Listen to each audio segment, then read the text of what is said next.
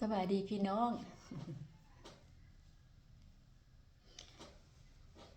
ลืมกินข้าวเที่ยงไอ้น้องเอ้ยก่ายโมงกินข้าวแล้วนี่1 โมงยังละกินข้าวน้ำข่อยเด้อ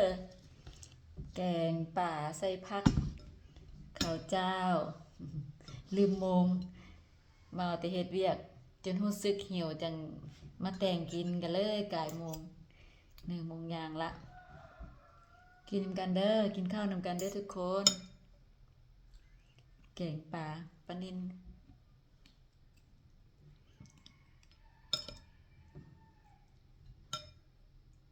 แกงปลานิล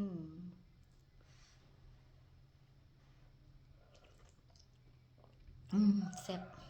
แกงเองแซ่บเองค่อยจะมักแต่งกินเองบ่ค่อยได้บ่ค่อยได้ซื้ออาหารสุกปานใด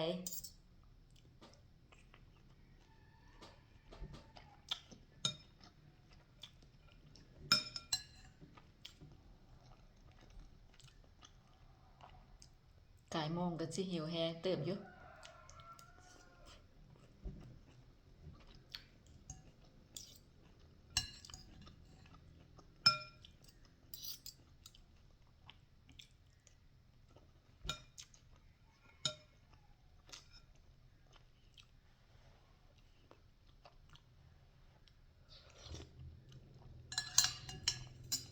แซ่บ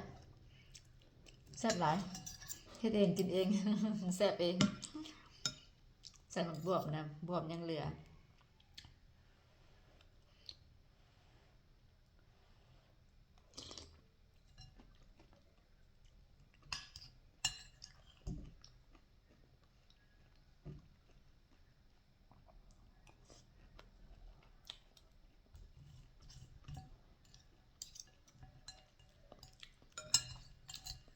ข้าวก็ฮ้อนแกงก็ฮ้อน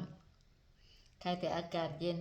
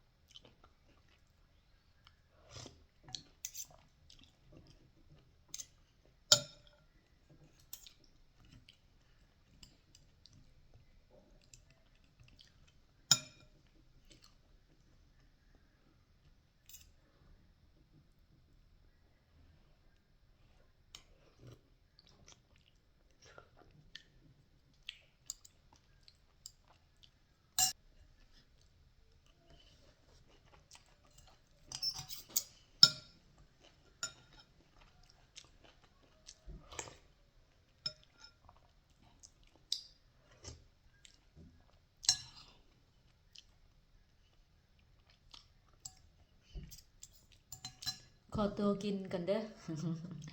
ญาติ FC อยากนำบ๊ายบายเจอกันคลิปหน้า